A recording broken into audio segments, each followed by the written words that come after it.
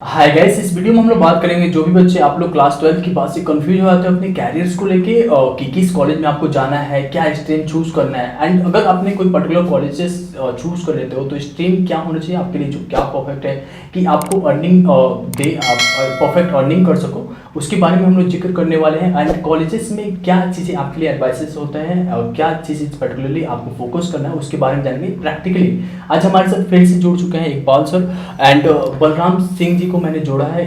ये already colleges में अभी हैं, ठीक है। तो वेलकम आप दोनों को, आपने अपना कीमती टाइम मेरे साथ शेयर करने के लिए रेडी हुए थे। बहुत बहुत धन्यवाद है आपको यहाँ हमें बुलाने के लिए। मैं भी आपको धन्यवाद करना चाहूँगा सर कि सर आप जो कर रहे हो ना ये काफ़ी अच्छी चीज़ है और लड़कों तक इसका जो फुल पोटेंशियल मिलेगा, इससे उनको क्या होगा कि अपने अंदर की फुल पोटेंशियल को पता चलेगा कि इससे हमें क्या स्ट्रीम चुनाव करना है और कैसे करना है। उसके लिए ये वीडियो उनके लिए काफ़ी लाभदायक होगा। तो मैं थैंक बोलूँगा आपको वन सेकेंड। थैंक यू आप दोनों को। एक्चुअली में हम इस वीडियो में पर्टिकुलरली बात करने वाले हैं कि आपकी कॉलेज लाइफ में जब आप जाते हो तो वहाँ पे किस चीज़ों पे आपको ज़्यादा फोकस करना है, क्या लर्निंग्स करनी है। तो सबसे पहले बलराम आप एक अपना छोटा सा इंट्रोडक्शन दो। सबसे पहले मेरा नाम बलराम सिंह है और हम गांव साइड से बिलोंग करते हैं और हमने इंटर आसानी से पास कर लिए और अच्छे परसेंटेज लाए। लेकिन प्रॉब्लम तब खड़ा होती है जब इंटर के बाद हमें कोई डिसीजन चुनना होता है, किस फील्ड में जाएं, आगे की पढ़ाई कंटिन्यू करें कि ना करें, और करें भी तो किस फील्ड में करें। ये हमें बहुत बड़ी एक चुनौती होती है। इसको हमें अगर हम तभी इस टॉपिक को हम अपने करियर को आगे बढ़ा सकते हैं जब तक हमें कोई एक अच्छा मेंटर गाइड नहीं करता है।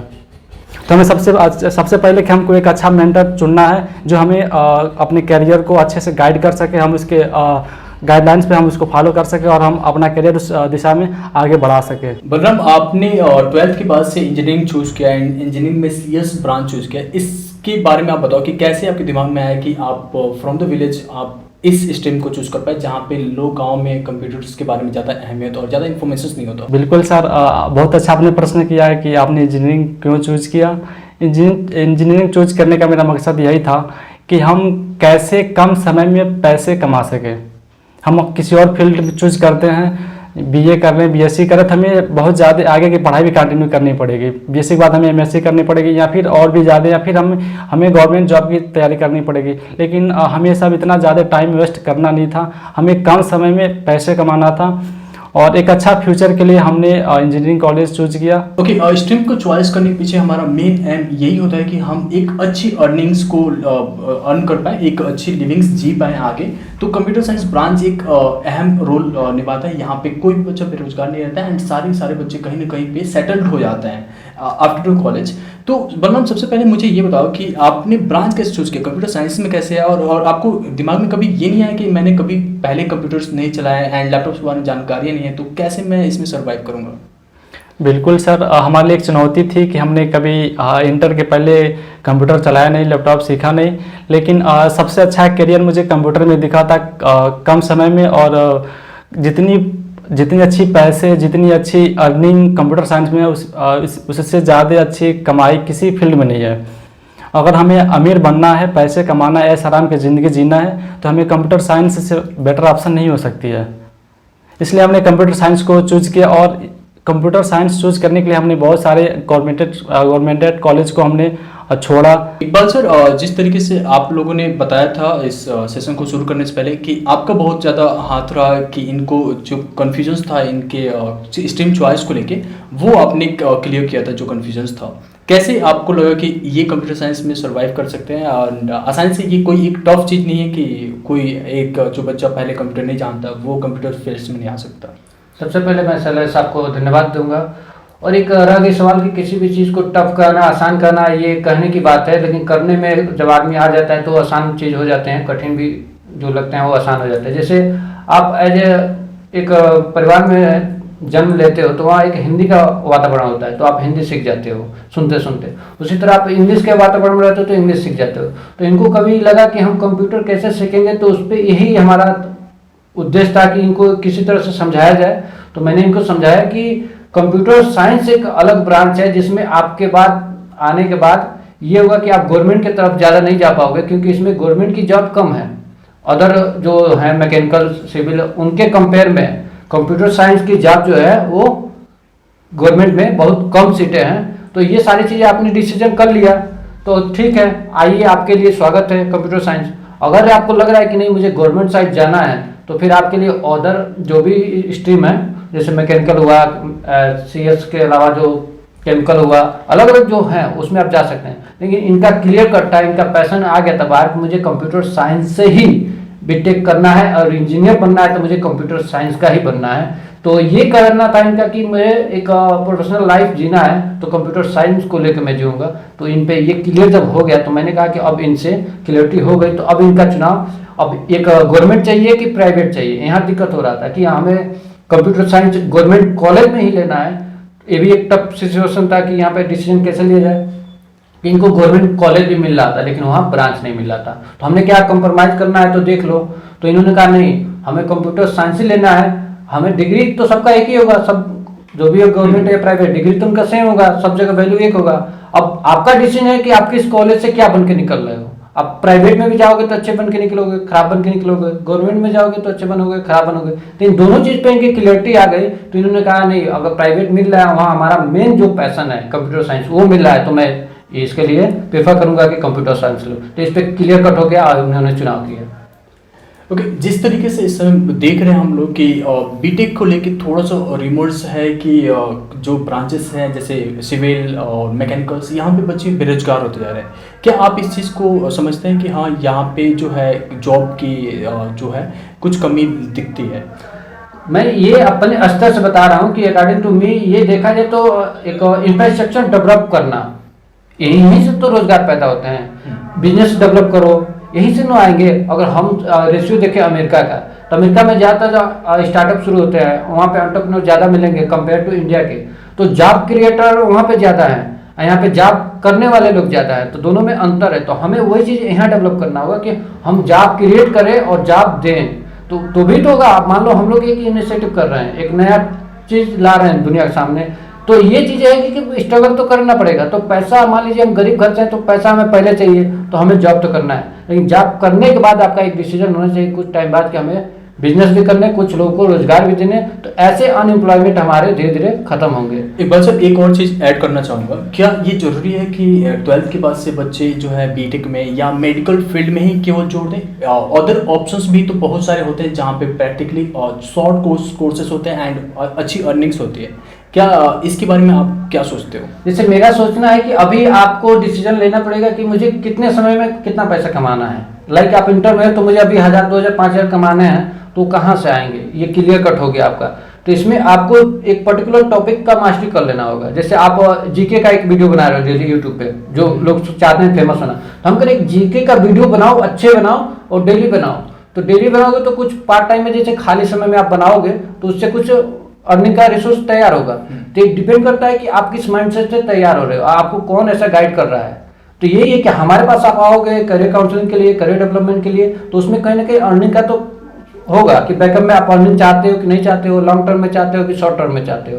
तो ये डिस्कस होने के बाद ही क्लियर होता है। तो यही सब फैक्ट है। अच्छा, ये यहाँ पे आपने अर्निंग शॉर्ट टर्म से मैं बताया, यहाँ पे एक कंफ्यूजन हो जाता है बच्चों के बीच में। एंड क्योंकि माइंड हम लोग अभी जैसे कि जो व्यूअर्स हैं वो इस एज पे होते हैं कि चीज़ें जो होते हैं ज़्यादा अंडरस्टैंडिंग्स ना होने की वजह से कोई अगर ऐसा कह देता है कि आप जैसे कि होता है नेटवर्क मार्केटिंग ज्वाइन कर लो या कोई और सोर्स से ज्वाइन कर लो, या यहाँ पे इतने पैसे इन्वेस्ट कर दो और 4 दिन में आपके पैसे डबल 4 गुना हो जाएगा, या ये करके बस आप करोड़पति बन जाओगे।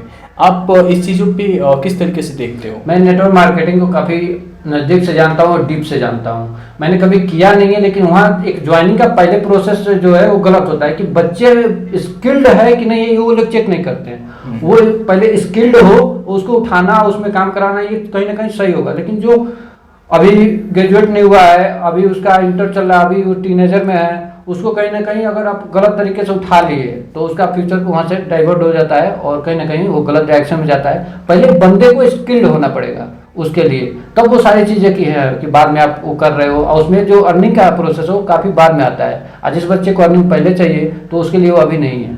ये सारी चीज़ें, मैं किसी इंडस्ट्री को ख़राब नहीं कर रहा हूँ यहाँ, लेकिन एक कब चुनाव करें ये जरूरी है। बलराम, आपसे एक क्वेश्चन मैं लूँगा, जैसे कि आप कॉलेज में आए थे एंड क्योंकि आप विलेज से थे तो आपकी इंग्लिश इतनी स्ट्रांग नहीं थी जो आपने पहले बताया मुझे, और कंप्यूटर्स के बारे में तो बिल्कुल भी जानकारी नहीं थी। तो आपने कंप्यूटर्स ब्रांच में जिस तरीके से सर्वाइव किया, तो क्या क्या स्ट्रगल्स आपने फेस किया, कितना टाइम एक्चुअली में आप इन्वेस्ट करते थे पढ़ाई को लेके? दिक्कत तो ज़रूर आती हैं जब आप हिंदी मीडियम से पढ़े होते हैं और किसी अच्छे कॉलेज में, इंजीनियरिंग कॉलेज में या फिर बीएससी कॉलेज में एडमिशन लेते हैं, तो इंग्लिश की प्रॉब्लम तो आती है। लेकिन हमारे पास बहुत अच्छा टाइम होता है, 3 से 4 साल होते हैं। हम चाहें तो बहुत कम समय 5 से 6 महीने में इंग्लिश को हम अच्छे से सीख सकते हैं, ताकि मतलब आगे की प्रॉब्लम ना आए।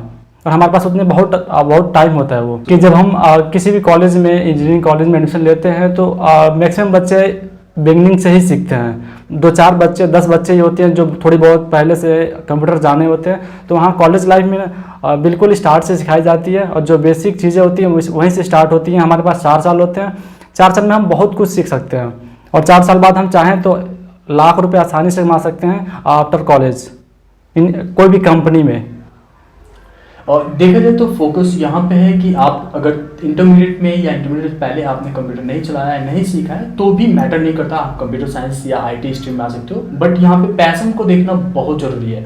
अगर आप पैशनेट हो किसी और चीज़ के लिए, जैसे आर्टिस्ट बनना चाहते हो या फैशन डिजाइनिंग से है, तो इसके लिए निफ्ट वगैरह कॉलेज है एंड दूसरे कॉलेज से आप वहाँ जा सकते हो, ठीक है। एंड अगर आपके मन में आ गया है CSIT और कहीं से ये ख्याल आता है कि आपने इंटरमीडिएट में आपके पास कंप्यूटर्स नहीं था या उससे पहले कंप्यूटर आपने जाना ही नहीं है, तो कैसे सर्वाइव करूँगा कॉलेज में, तो ये बिल्कुल भी एट ऑल आपके लिए कोई भी प्रॉब्लम नहीं है, ठीक है। इसके साथ साथ इकबाल सर, आप मुझे ये बताओ कि जब बच्चे चॉइस करते हैं कॉलेजेस को, तो उनका मेन एम क्या रहता है? लाइक वे कहीं ना कहीं ये डिस्कस करते हैं क्या कि क्या प्लेसमेंट्स क्या होगा या सैलरी क्या होगी अगर कभी इस कॉलेज में पहुँच गए तो? कहीं ना कहीं कैंपस सिलेक्शन जो है हर कॉलेज का मायने रखता है। तो हम यही कहेंगे जो भी स्टूडेंट है वो किसी भी कॉलेज में पर्टिकुलर अगर जाना चाहता है तो उसका जो स्टूडेंट है उस कॉलेज का, उससे कुछ थोड़ा बहुत जानकारी कर सकता है कि पिछले बार का प्लेसमेंट कैसा रहा, कितने पैकेज है, उसके पिछले कितने पैकेज रहे हैं और आगे इनका फ्यूचर प्लान क्या है कॉलेज का, कि इनका फ्यूचर प्लान बच्चों को कैसे हाईएस्ट से हाईएस्ट अर्न करने का, जो टेक्नोलॉजी है, जो प्रोग्रामिंग लैंग्वेज है, चाहे अदर मैकेनिकल फील्ड जो है, चाहे सिविल में, क्या ऐसा नया टेक्नोलॉजी बच्चों को सिखाए कि जिससे वो पैसा ज़्यादा कमा सके। इस पे कौन से कॉलेज काम कर रहा है जिसका रेटिंग सही है, ये सारी चीज़ें ध्यान में रख के उस कॉलेज का चुनाव करें और उसमें जाए, ये मेरे तरफ से है।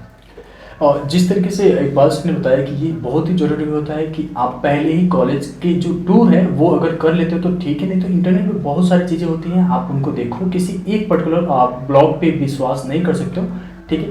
आप कोई भी कॉलेज के या स्ट्रीम की चॉइस करते हो तो आप कई लोगों से गाइडेंस लो और ज़रूरी है कि आप अपनी कैरियर काउंसलिंग कराओ। बलन स्टूडेंट्स के अंदर ये चीज़ें आता है कि जब वो कॉलेज में आएंगे तो किस चीज़ पे ज़्यादा फोकस करेंगे? जैसे कि होता है कि हम लोग का मेन एम तो होता है कि हमारा कॉलेज से ही प्लेसमेंट हो जाए और कहीं एक अच्छी कंपनी में जॉब करने लगे।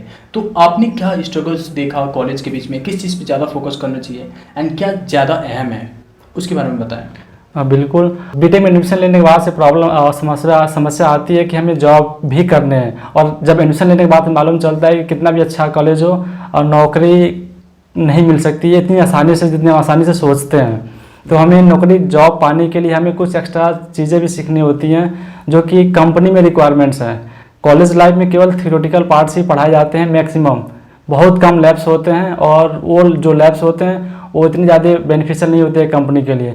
तो हम ये कोशिश करना चाहिए कि हम कम से कम थियोरेटिकल पार्ट को कवर करें और जितना ज़्यादा हो सके हम जो कंपनी में रिक्वायरमेंट्स होती हैं, जो भी लैंग्वेज होती हैं या फिर जो भी प्रैक्टिकल्स होते हैं, जो भी वर्कशॉप होते हैं, हम उसको ज़्यादा से ज़्यादा करें और कंपनी की चीज़ें सीखें ताकि हमको इंटरव्यू देने में आसानी से हम एक अच्छी जॉब पा सकें।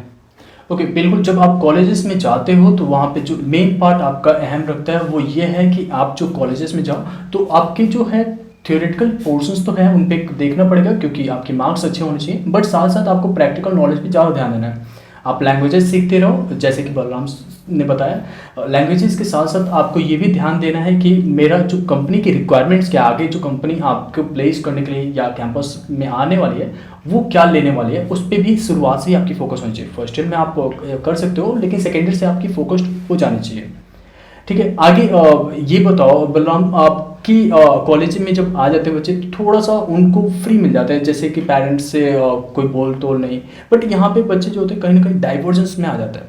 एंड जब कोई बोलता नहीं है, जैसे पेरेंट्स का प्रेशर हमेशा किसी बात के लिए रहता था जब वो इंटिमिडेट तक थे और उनको डांटने वाला है, लेकिन जब कॉलेज में आ जाता है तो वो रिलेशनशिप में या किसी तरह से डाइवर्ट हो जाता है अपने मेन गोल से।